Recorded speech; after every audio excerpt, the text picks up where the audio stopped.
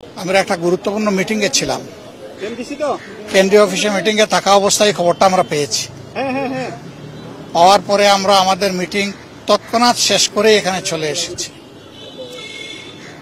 এখানে এসে যেটা বুঝতে পারলাম যে এ পর্যন্ত এই আধুনিক মেডিকেল কলেজে কম বেশি 100-র মতো ছাত্রছাত্রী এবং শিক্ষক কর্মচারী আনা হয়েছে।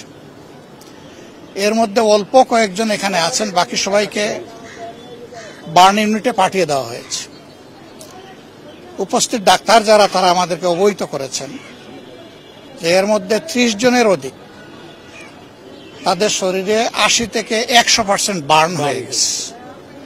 80 থেকে 100% যারা বার্ন হয়ে যায়, আমাদের ক্ষুদ্র অ্যাসেসমেন্ট মেডিকেল সায়েন্সের তাদের সারভাইভ করার আশঙ্কা একেবারেই থাকে না। কিন্তু আল্লাহ চাইলে মৃতকেও জীবন দিতে পারেন, আবার সুস্থকে ধরে নিয়ে যেতে পারেন।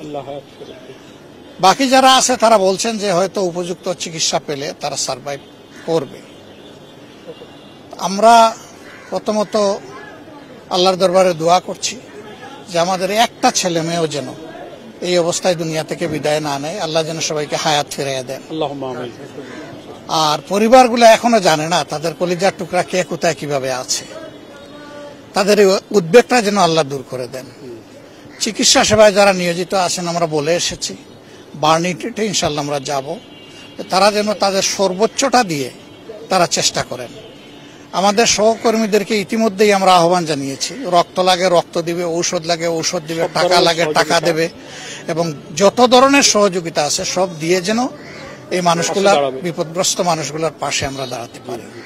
আমরা দেশবাসীকেও আহ্বান জানাবো যে প্রথমত তাদের জন্য সবাই যেন দোয়া করে, আল্লাহ যেন তাদেরকে সুস্থ করে দেন। দ্বিতীয়ত যার যেখানে যেটুকু করার আছে, সরকার এবং দেশবাসী সবাই যেন আমরা সর্বোচ্চটা করতে পারি। তৃতীয় আমাদের অনুরোধ থাকবে যে এই ধরনের সেন্সিটিভ জোনে যেন ভবিষ্যতে আর এই ধরনের ট্রেনিং দেওয়া না হয়। কারণ ট্রেনিং লার্নার যে প্লেন, এগুলার এইটাই কিন্তু প্রথম অ্যাক্সিডেন্ট না। এর আগেও অনেকগুলা বিপজ্জনক অ্যাক্সিডেন্ট হয়েছে এবং জানমালের ক্ষয়ক্ষতি হয়েছে। আমরা যতটুকু জানতে পেরেছি, পাইলট যিনি তিনিও নিহত হয়েছেন, তিনিও আমাদের সন্তান। তার জন্য আমরা দোয়া করি আল্লাহ যেন তাকে ক্ষমা করেন এবং জান্নাত দান করেন।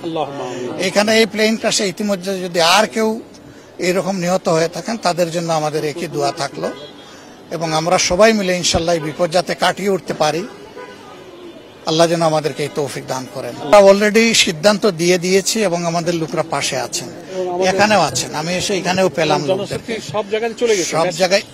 সব জায়গায় আছেন, সব জায়গায় থাকবেন ইনশাল্লাহ।